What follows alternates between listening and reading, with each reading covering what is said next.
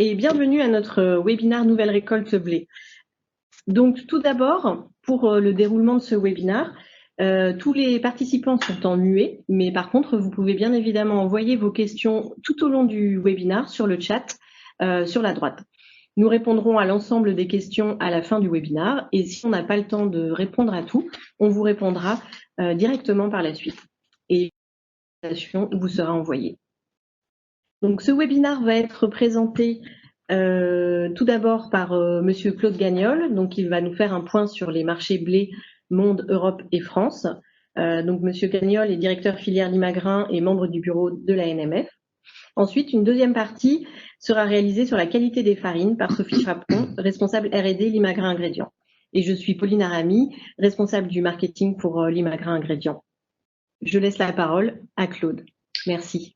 Bonjour à toutes et à tous, je suis ravi de vous présenter cette nouvelle édition de la récolte 2020 en blé qui s'inscrit tout naturellement dans un contexte mondial puisqu'aujourd'hui le commerce des céréales se fait à l'échelle mondiale et il est important non seulement de voir ce qui se fait au niveau local mais bien sûr au niveau plus global. Donc le premier slide vous présente les grandes zones de production et de consommation du blé dans le monde et qui, par voie de conséquence, qui sont les importateurs et qui sont les exportateurs. Donc ainsi, vous avez donc les grands exportateurs, donc producteurs, sont les États-Unis, l'Europe, l'Australie et l'Argentine. Et en ce qui concerne donc les consommateurs, bien sûr, on a le continent nord-américain, l'Inde, la Chine, l'Europe. Et là, il faut savoir que 70% donc de la production est faite dans ces quatre grandes zones et 60% de la consommation également. Donc, à bien suivre. Il y a un pays qui est toujours assez obscur, c'est la Chine, où on n'a jamais trop les données exactes de ce qui s'y passe parce qu'il y a aussi la constitution de stocks de réserves nationales importantes. Mais il se passe des phénomènes en Chine qui peuvent impacter lourdement les marchés dans un sens comme dans l'autre, donc à surveiller, même si on manque souvent de données à cet égard. Donc le blé est principalement produit dans des zones tempérées, c'est-à-dire l'hémisphère nord, dont le Canada, le Nord-Amérique et l'Europe. Et puis là, on a des productions qui vont se faire dans l'hémisphère sud, mais qui ne sont pas connues encore, dont l'Australie et l'Argentine. Et on verra tout à l'heure qu'il y a une promesse de récolte importante en Australie, mais ça reste une promesse de récolte. Les fondamentaux du marché, donc ce sont les éléments, les critères qui font que les marchés bougent dans un sens ou dans l'autre et donc entraînent des fluctuations des cours des céréales, dont celle du blé. Alors, il y a des éléments structurels qui sont liés tout naturellement aux surfaces emblavées, les volumes de production, bien sûr, donc les rendements de blé, mais bien entendu des cultures qui sont concurrentes ou en tout cas des céréales qui apportent elles aussi de l'énergie dans l'alimentation, que ce soit pour les animaux ou pour les humains, dont le maïs. Donc en clair, il faut bien suivre ce qui se passe en blé et en maïs pour analyser un marché, donc ce qu'on appelle le complexe céréalier. Ensuite, vous avez un critère, un ratio important qui est le stock sur la consommation. On verra comment qu'il évolue plutôt favorablement au niveau mondial et puis il est plus tendu au niveau européen. Donc c'est un critère qui est non négligeable. Bien entendu, il y aura aussi le disponible des céréales chez les pays exportateurs, ce qui peut par moment tendre les marchés quand c'est disponible, tendent à diminuer. Après, vous avez l'impact des autres céréales, donc je viens de parler du maïs. Il faut aussi considérer le riz, puisque c'est une grande céréale en Asie, et quand il vient en manquer, forcément, ça contribue à l'augmentation de la consommation de blé.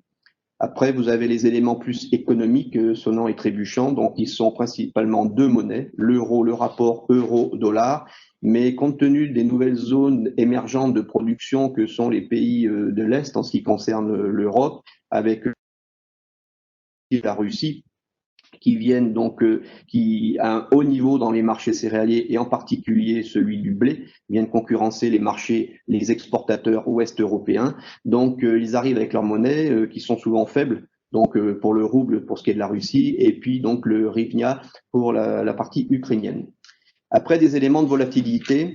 Alors, on connaissait le weather market. Donc, le weather market, c'est tout ce qui peut concerner la sécheresse ou les excès d'eau, le gel, etc. Et puis, bien sûr, aussi l'effet, on anticipe des récoltes dans un sens ou dans l'autre selon les saisons. et les hémisphères les lieux de production. Après, vous avez l'instabilité politique, on l'a vu donc lors du printemps arabe, et puis on vient de découvrir à notre grand dépens, bien sûr, un nouvel élément de volatilité qui est la crise sanitaire humaine. Donc, on l'a vu avec la Covid, et qui a quand même significativement impacté les cours des céréales au moment de l'annonce des confinements, et qui continue aujourd'hui à déstabiliser les marchés. Ensuite, vous avez le marché mondial des commodités qui évolue lui aussi au gré des critères que je viens d'évoquer, mais plus globalement de la consommation mondiale, donc du pétrole à travers l'utilisation des moyens de transport, et puis des minerais de toutes sortes, en particulier pour tout ce qui est le chauffage, comme le charbon par exemple. Donc on a vu là aussi que le prix du pétrole avait été très fortement impacté par la crise sanitaire, parce qu'on est entré dans une récession. Concernant les éléments mal maîtrisés, je rappellerai simplement encore à nouveau le cas de la Chine, qui reste assez obscur en termes de données fiables, mais on sait que c'est un pays à forte consommation, grande consommation, et puis aussi qui s'est mis à produire. Bon, on a des événements dans ces pays qui sont comme la fièvre porcine, par exemple, qui a quelque part chahuté la consommation des céréales, parce qu'il y a eu un fort abattage de troupeaux porcins, mais qui aujourd'hui est en reconstitution, et donc qui peut contribuer à une augmentation de la demande chinoise pour l'alimentation animale. Alors, si on vient dans les chiffres concrets, donc lorsqu'on regarde à l'échelle mondiale la production de blé tendre, on pourrait dire, ben écoutez, on va dormir tranquille parce qu'on a une production mondiale à l'équilibre grâce entre autres aux bonnes récoltes russes et australiennes. Donc, pour rappel, hein, la production mondiale de blé tendre, elle se situe cette année à 729 millions de tonnes, pour une moyenne sur 5 ans de l'ordre de 714, donc on est un peu au-dessus de la moyenne, donc c'est plutôt bien. Et lorsqu'on regarde au bas du tableau le ratio stock sur consommation, on voit que ce ratio pour le blé tendre, il passe de l'an dernier de 37,5% à 39,2% cette année. Donc là aussi, on est plutôt dans une zone de confort. Lorsque par contre on regarde les perspectives de récolte, donc la Russie aujourd'hui, elle a un gros potentiel exportateur et elle l'utilise actuellement. Ceci dit, c'est toujours très incertain de savoir comment va se comporter la Russie dans les mois qui viennent, parce qu'ils peuvent réagir très vite. Et je vous rappelle, je crois que c'était en 2012 que quand ça a flambé, bon, c'était lié principalement à la Russie qui avait décidé de stopper ses exportations suite aux importants problèmes de sécheresse et d'incendie qu'il y avait eu dans ce pays-là sur les récoltes, etc. Donc là aussi, une fois de plus, c'est difficile à prédire des décisions que va prendre le gouvernement russe quant aux exportations. Pour l'instant, ils ont ouvert les robinets. L'Ukraine, cette année, est toujours présente, à moindre mesure, parce que la récolte est un peu moins bonne, mais il faut savoir que ce sont deux concurrents très importants de l'Europe de l'Ouest et qui viennent challenger des marchés comme l'Algérie, qui sont des chasses gardées actuellement de la France. Donc ça peut jouer fortement sur les fluctuations des cours. Après, il y a un autre élément qui est l'Australie. Là, on est dans une promesse. La promesse australienne donc nous annonce une très belle récolte, mais pour l'instant donc une progression de 12 millions par rapport à l'an dernier, donc c'est important. Mais là aussi, on est sur des continents éloignés avec des phénomènes climatiques qui peuvent rapidement mettre en péril certaines récoltes. Donc prudence, même si l'ambiance mondiale est plutôt, je dirais, rassurante. Alors, ensuite, lorsqu'on vit en Europe, la situation se complique un peu plus. Vous vous rappelez certainement de cette belle récolte française que l'on a fait l'an dernier, qui approchait les 40 millions de tonnes. Eh bien, cette année, retour à la case départ, si je puis dire, puisqu'on a à peine atteint les 29 millions de tonnes. Donc, ce qui fait que sur la production totale européenne, on est sur un déficit cette année, donc de l'ordre de 17 millions de tonnes, ce qui est quand même très important, puisqu'on part, l'an dernier, on était à 130,9 millions de tonnes, pour arriver cette année à 113,5 millions de tonnes. Donc, moins 13% de production. Alors, tout ça, bien entendu, vous savez que l'Europe est exportatrice de blé. Donc, cette année, forcément, l'exportation va quelque part venir compenser, ou la baisse des exportations va venir, je dirais, compenser ce manque de production. Là, on est sur une situation un peu plus tendue, d'autant plus que le ratio stock sur consommation est seulement de 5%. Donc, situation à surveiller. On note cependant des baisses des utilisations de blé en alimentation animale. Alors là, moi, je suis moins convaincu de ça parce que actuellement, on voit que les FAB, donc les fabricants d'aliments du bétail, achètent du blé et non pas du maïs, alors que le maïs est moins cher. Donc, il est probable qu'à l'arrivée de la récolte de maïs, la situation se renverse, ce qui pourrait détendre un peu le marché.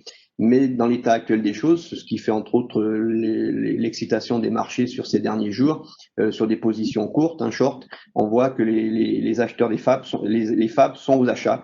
Et c'est ce qui crée quelque part la tension sur les cours, puisque le blé actuellement a autour de 194 € sur l'échéance de décembre. On prévoit donc une baisse des exportations qui vont se situer à 24 millions de tonnes, donc ça veut dire près de 13 millions de tonnes d'exportations de moins que l'an dernier au niveau européen. Et puis donc ensuite le stock final qui a tendance à baisser un petit peu, ce qui risque là aussi de tendre la situation. En ce qui concerne donc les zones de production, donc le graphique vous montre où sont les déficits, où sont les zones, je dirais, où on a trouvé une production à peu près normale. Vous voyez qu'il n'y en a pas beaucoup parce que les quelques pays où il y a eu des productions à peu près normales, ce ne sont pas des grands producteurs de blé, si ce n'est peut-être la Pologne.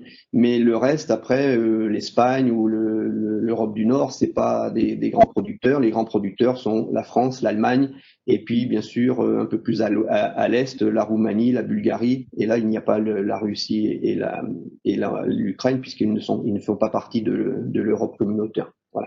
Donc, on voit que les grands pays producteurs, eh bien, sont vraiment en difficulté cette année quant au volume produit, puisqu'en France, c'est moins 25%. Et l'Allemagne, qui est pas très loin, donc à moins 12%, sachant que l'Allemagne, c'est quand même un concurrent non négligeable de la France quand il s'agit d'exporter donc des blés, et donc puisqu'on est à proximité l'un de l'autre.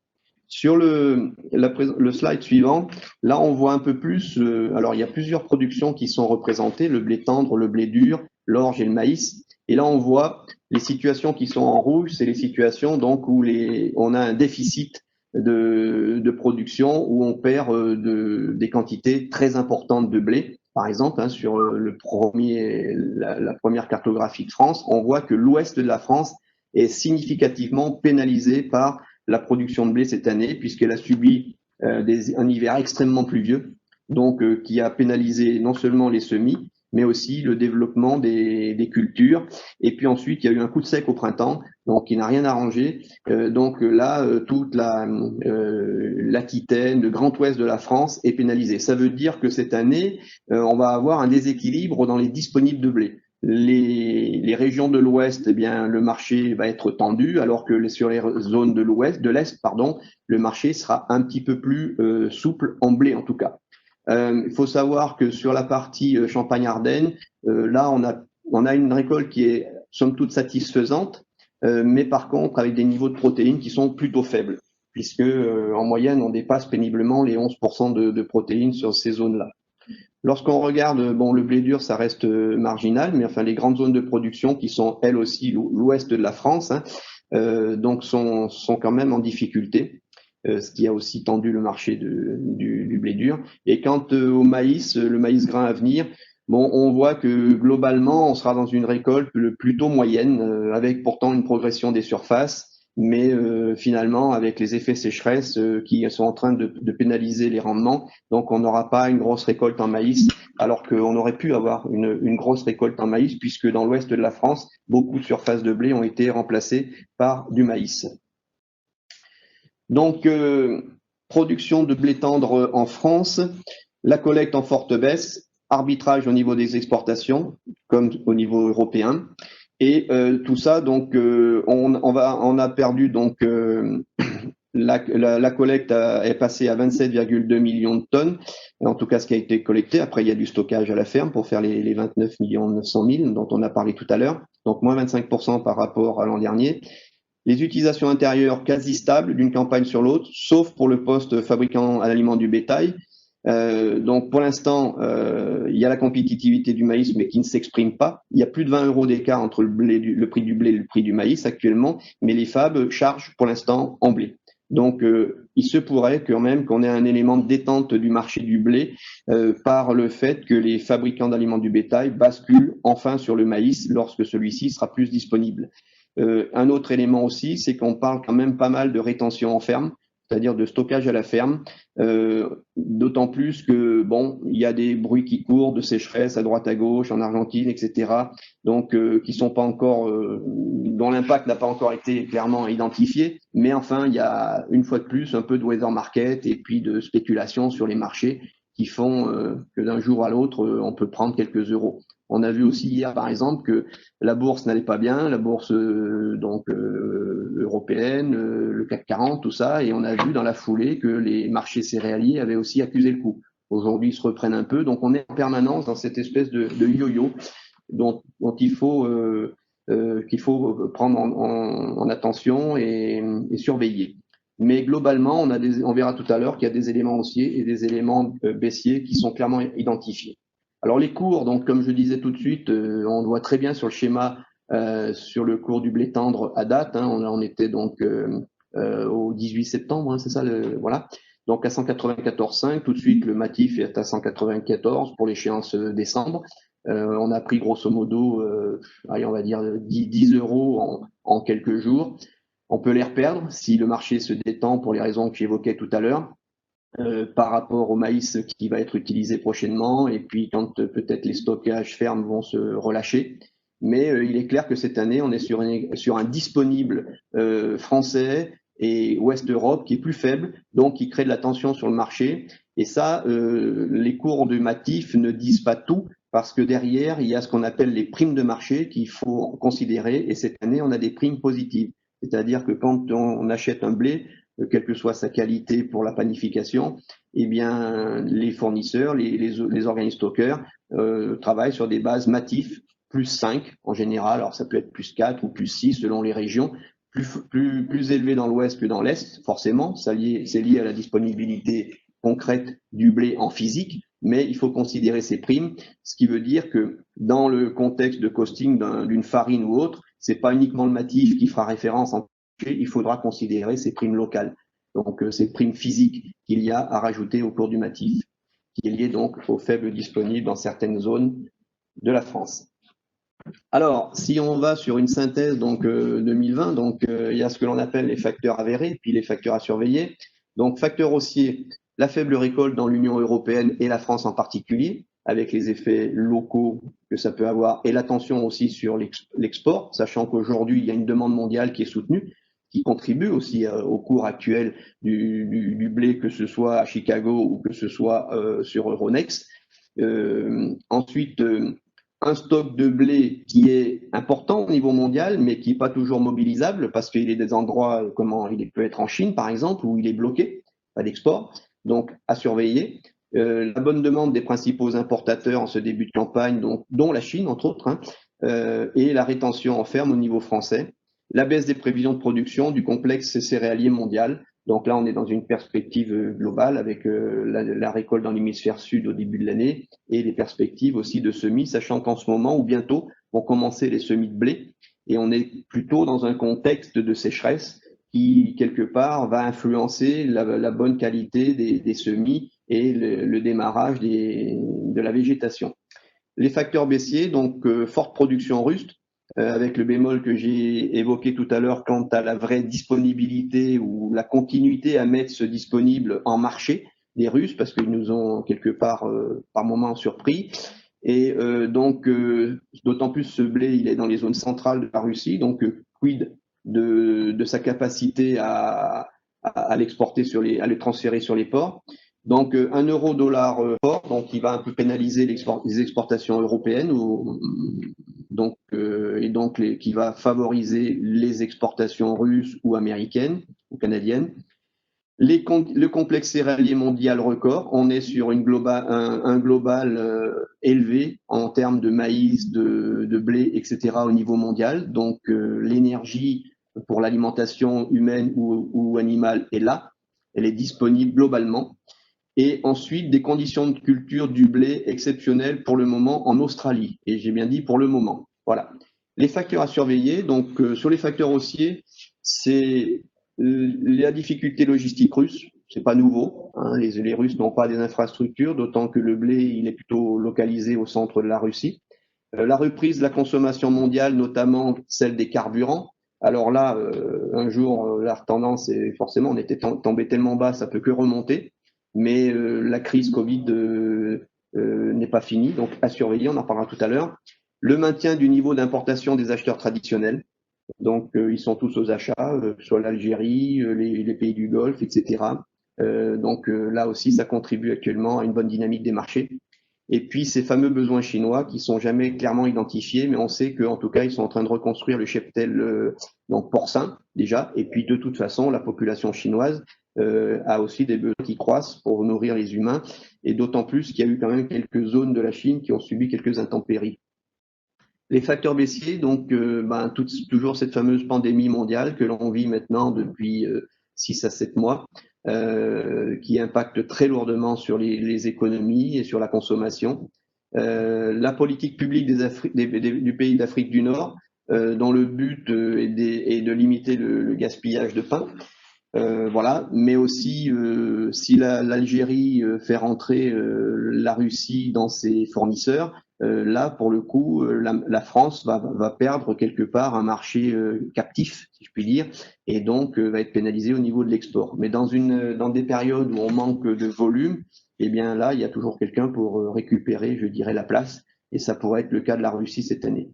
La compétitivité du maïs. On annonce une grosse récolte exceptionnelle de maïs au niveau mondial, liée à des emblavements soutenus, en particulier aux États-Unis. Et je rappelle que les États-Unis produisent du maïs à raison de, sur les 380 ou 400 millions de tonnes qu'ils produisent, il y en a 120 à 140 qui sont destinés à l'éthanol. Et l'éthanol, si cette année les cours du maïs sont restés à un niveau plutôt bas, tout l'été et tout le printemps, c'est en raison de la faible consommation de pétrole pour les transports. Et donc, derrière, le pétrole était très compétitif à l'égard de l'éthanol, et ce qui fait que les usines d'éthanol ont quelque part ont fermé aux États-Unis parce que c'était non économique de produire de l'éthanol. Voilà. Et donc, ça a forcément libéré des volumes de maïs qui sont venus se rendre disponibles sur le marché mondial. Voilà, et au niveau mondial, bien sûr, cette reprise économique qui est aujourd'hui attendue, mais est-elle vraiment là? Donc, à suivre. Juste quelques mots pour rappeler les fondamentaux du coût de revient de la matière première dans une farine de blé. Bon, je crois que j'apprendrai pas grand-chose à beaucoup d'entre vous, hein, mais l'essentiel déjà est que les blés sont classés en différents types. Donc, il y a ce que l'on appelle le BPMF, hein, les blés panifiables pour la meunerie française. Donc, ça, c'est le standard des blés, avec un cahier des charges assez précis, avec les 12% de protéines, etc. Les variétés recommandées par la meunerie, VRM. Donc, ces variétés-là, par exemple, il faut que les variétés de blé soient VRM pour faire du label rouge. Bon, donc, ce sont des variétés qui ont été spécialement recommandées par l'Association nationale de la meunerie française, qui suit de près la performance panifiable, mais aussi culture des différents blés. Les BAF, alors, de ce qu'on appelle les blés améliorants de force. Donc, ces blés sont riches en protéines. Ils viennent, bien entendu, compléter la force des farines et donc les qualités panifiables des farines. Donc, l'objectif, je rappelle, d'un meunier, c'est de construire une maquette qui va être constituée d'un BPMF et de blé améliorant pour faire en sorte que la farine qui sera issue de ce mélange de blé soit de la qualité requise pour une application, que ce soit en boulangerie traditionnelle ou en boulangerie industrielle ou viennoiserie industrielle, etc. Voilà.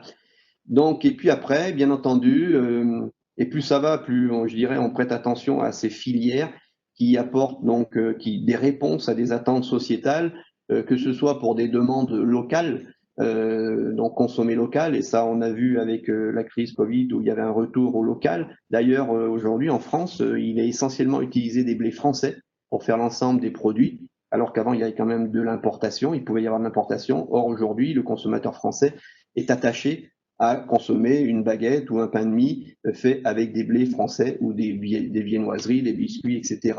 Donc ça, c'est un critère important pour vendre des produits.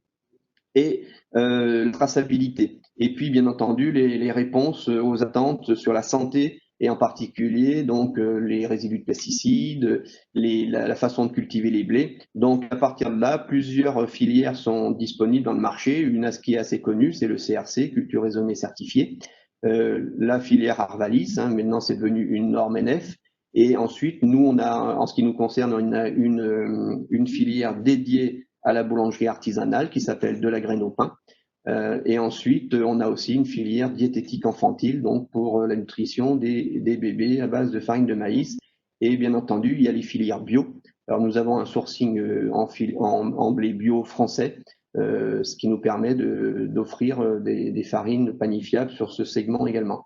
Donc, la farine résulte d'une maquette. Donc, je rappelle, c'est un assemblage des différents types de blé.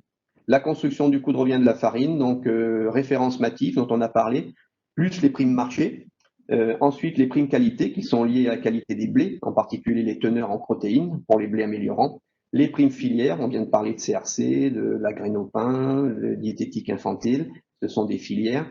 La majoration de stockage, c'est le coût du stockage mensuel pour stocker une tonne de blé. Donc, les références Matif sont traduites en base juillet et ensuite on rajoute chaque mois 93 centimes de coût de stockage pour calculer le coût d'un blé à la date d'utilisation.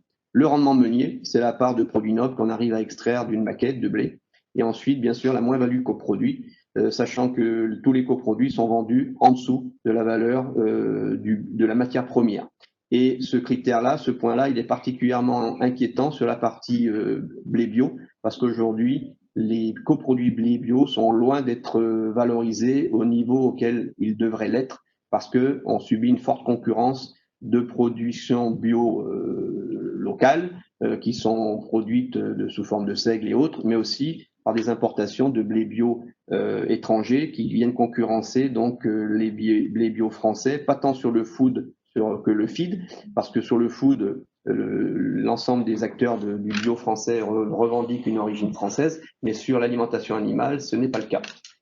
Voilà, donc j'en ai terminé avec mes éléments de présentation et je serai ravi de répondre à vos questions que vous allez nous adresser. Donc, comme vous l'a indiqué Pauline tout à l'heure. Merci de votre attention. Merci Claude. On passe la parole à Sophie pour la qualité des blés cette année. Bonjour à tous. Donc, je vais effectivement vous de cette récolte. Alors, si on regarde par rapport à l'an dernier, un premier critère qui est toujours important, qui est la caractéristique des protéines et notamment la teneur en protéines des blés. Alors, on peut considérer que de façon globale, on a un maintien des taux de protéines, même si on peut voir, et Claude l'expliquait très bien tout à l'heure, que selon les régions, on va avoir des régions qui vont avoir été impactées beaucoup plus sur le rendement, et on sait que lorsque le rendement est inférieur, on va avoir un meilleur taux de protéines, quand cette baisse de rendement est liée à des conditions notamment climatiques. Donc dans l'ouest de la France, on va avoir effectivement des taux de protéines plutôt supérieurs à l'an dernier, alors que sur la partie est, on va être plutôt pénalisé sur ce taux de protéines. Donc le schéma en bas à gauche compare en fait donc en barre assurée la moyenne des 5 dernières années, comparée en couleur pleine orange la valeur de cette année. Donc on voit un taux de protéines qui est plutôt supérieur à la moyenne des 5 dernières années. Une deuxième raison aussi de ce maintien des taux de protéines, c'est les conditions, je dirais, climatiques, qui ont fait que le dernier rapport azoté a été bien converti parce que c'était justement une période où les pluies ont repris et ça permet effectivement une meilleure assimilation de l'azote. Globalement, un deuxième critère que l'on regarde souvent, c'est le temps de chute. Donc cette année, rien à dire par rapport à cette problématique. Il n'y a pas eu effectivement de germination significative. Pas de problématique non plus au niveau des mycotoxines et notamment de la donne. C'est vrai que cette année, alors ça ne veut pas dire qu'il n'y a pas eu des maladies sur les blés, mais c'est vrai que ça a impacté plutôt le rendement que la qualité sanitaire des grains. Donc cette année, on ne devrait pas effectivement être confronté à cette problématique. Et en sachant en plus que les conditions de collecte sont plutôt des conditions sèches, ce qui devrait permettre une meilleure conservation des grains dans l'année. Au niveau du PS, donc c'est le graphe qui est en bas à droite. Là aussi, on remarque que les PS sont très bons. En moyenne, ils sont de l'ordre de 79. Et quand on compare donc à la moyenne des 5 dernières années, on voit bien que les valeurs de PS sur les valeurs hautes sont plus élevées, les proportions de collecte. Alors un petit peu inférieur à l'année dernière, mais il faut savoir que l'année dernière, on avait de très bons PS, donc des grains bien remplis. Par contre, on avait des problématiques de dureté du grain qu'on ne retrouve pas cette année. Donc, on a diminué cette dureté du grain.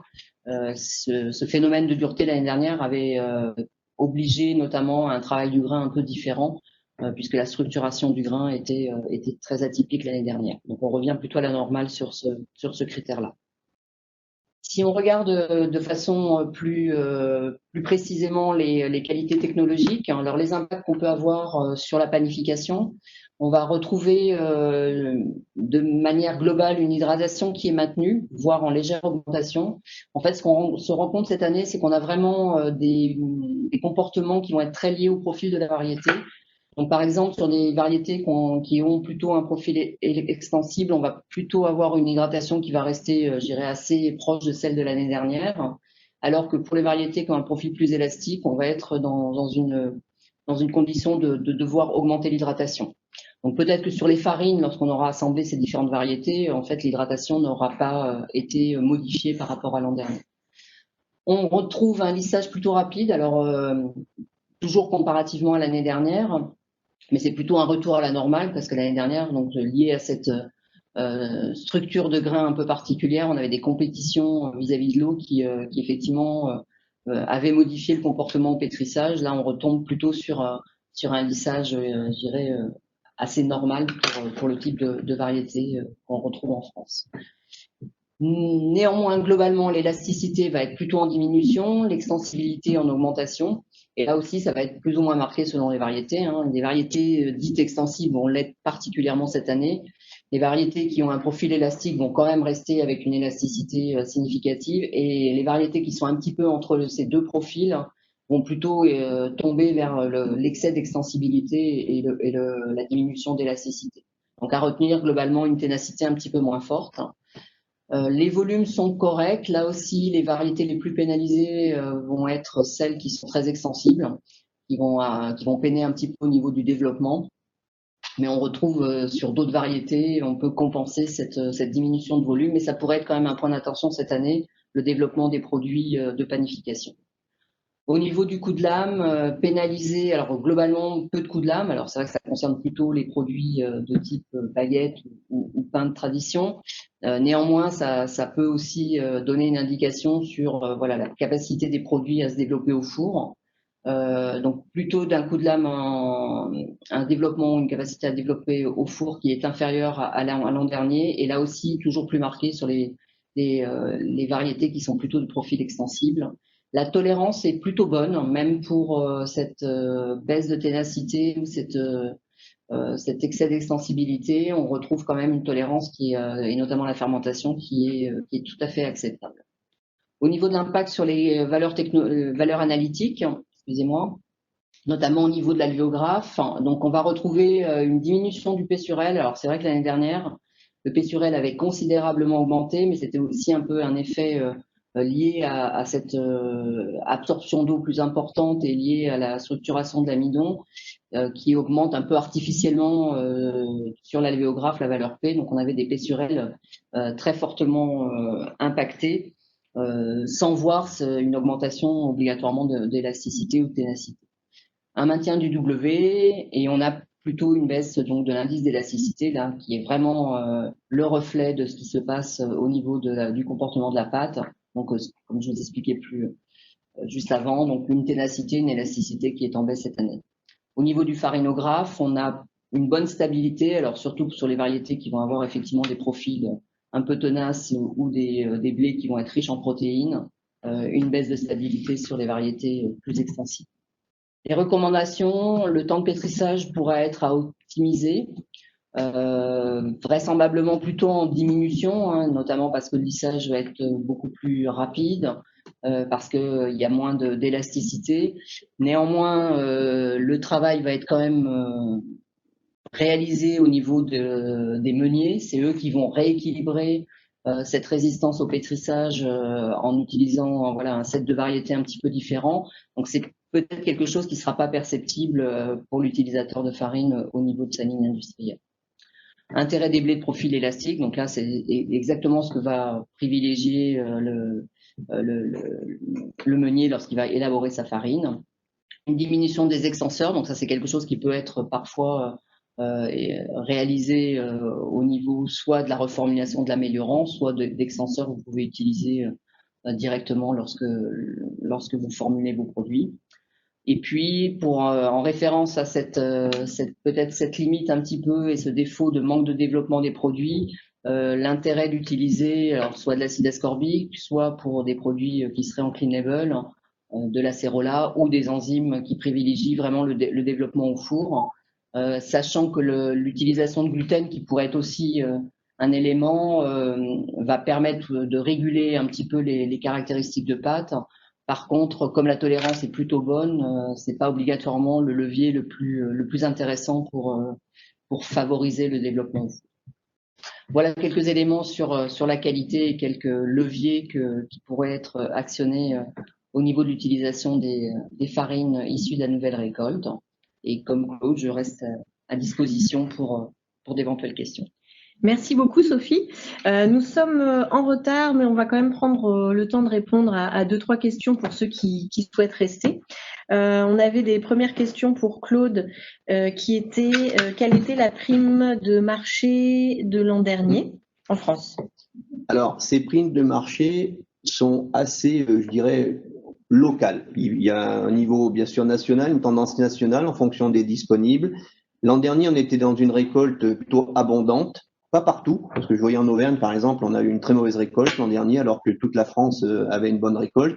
Donc, nous, on avait un manque de disponible blé, donc on n'a pas pu bénéficier de primes négatives, alors que dans d'autres régions, il y avait la possibilité de bénéficier de primes négatives, là en l'occurrence de -2, -3, c'est-à-dire Matif -2, -3, -4, voire -5.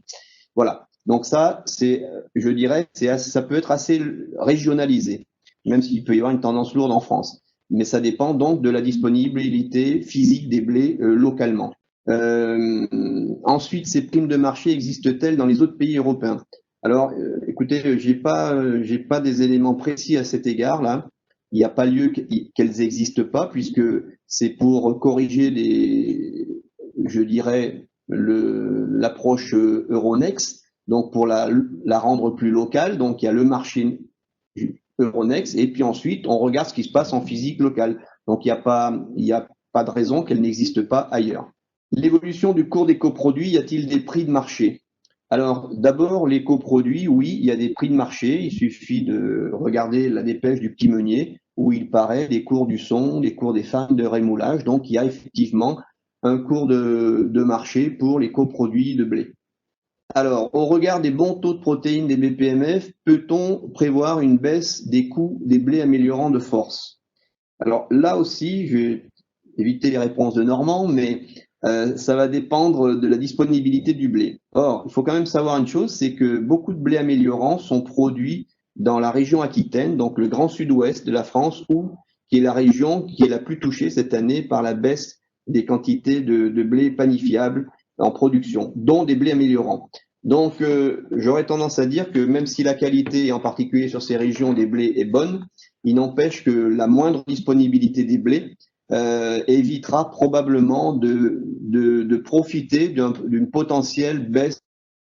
L'offre en blé améliorant est bonne au niveau français. Après, il faudra regarder les qualités de ces blés améliorants. Mais cette année, il est probable que le marché du blé améliorant soit un petit peu moins offreur que l'an dernier, et par voie de conséquence que les prix soient un petit peu plus tenus que l'an dernier. Ok, merci Claude. J'ai quelques questions pour Sophie. Est-ce que l'analyse sur les blés conventionnels est transposable sur les blés bio?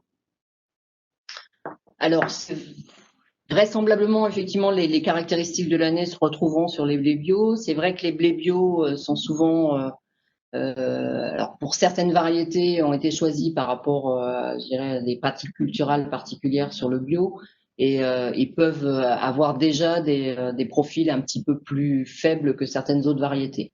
Maintenant, on voit que ça progresse beaucoup sur le marché du bio, et que maintenant on retrouve aussi des variétés qui sont les mêmes types de variétés. Donc les caractéristiques globales se retrouveront de toute façon sur les blés bio, et les mêmes conséquences seront à gérer par rapport à l'utilisation de blé bio. Merci Sophie. Encore pour rester sur le bio, il y a une question également peut-être pour Claude. Avez-vous des informations sur la récolte bio par région, qualité, croissance, décroissance? Alors, les informations précises, non, sachant que cette année, donc là, il se fait beaucoup de blé bio. Là, une fois de plus, dans le Grand Sud-Ouest, les plus gros producteurs, à ma connaissance, sont dans le Sud-Ouest, région Aquitaine, et puis au sud-est de l'Aquitaine, et puis ensuite en Poitou-Charentes. Donc, c'est des régions qui ont été très affectées par, comme on l'a dit tout à l'heure, par les problèmes climatiques. Donc, forcément, des baisses de blé bio. Donc, par contre, les surfaces étaient en progression. Donc, à ma connaissance, on devrait arriver à avoir le disponible de l'an dernier en blé bio, sachant que les surfaces avaient malgré tout progressé et que la conversion en C2, de C2 en bio s'est développée aussi, puisque voilà, il y a cette conversion. Donc, heureusement qu'il y a eu une progression des surfaces qui devrait permettre d'avoir les quantités de blé bio de l'an dernier, mais pas autant que finalement ce qu'on aurait pu espérer compte tenu des surfaces et du développement de cette culture-là. Ceci dit, le prix du blé bio reste à un niveau soutenu. Hein, on parle de prix autour de 520, 540, 550 euros sur des blés bio, et malgré une concurrence étrangère qui est aux portes de la France, qui est très forte, avec des prix beaucoup plus attractifs. Mais là encore, la demande en blé bio, c'est des origines françaises, en particulier pour la panification. La plupart du temps, et donc la filière bio a encore donc des capacités à soutenir son offre, à surveiller pour les années à venir, parce que ça reste des niveaux de prix élevés, et d'autant plus que quand on veut faire une farine, après qu'on n'arrive pas à valoriser les coproduits dans une logique économique du style bio, là ça pose problème. Donc le sujet est délicat économiquement. Merci Claude. Une autre question plutôt sur les applications différentes. Donc, avez-vous des données sur les applications pâte jaune, impact sur la viscosité, et également une autre question sur les sauces pour Claude, Sophie.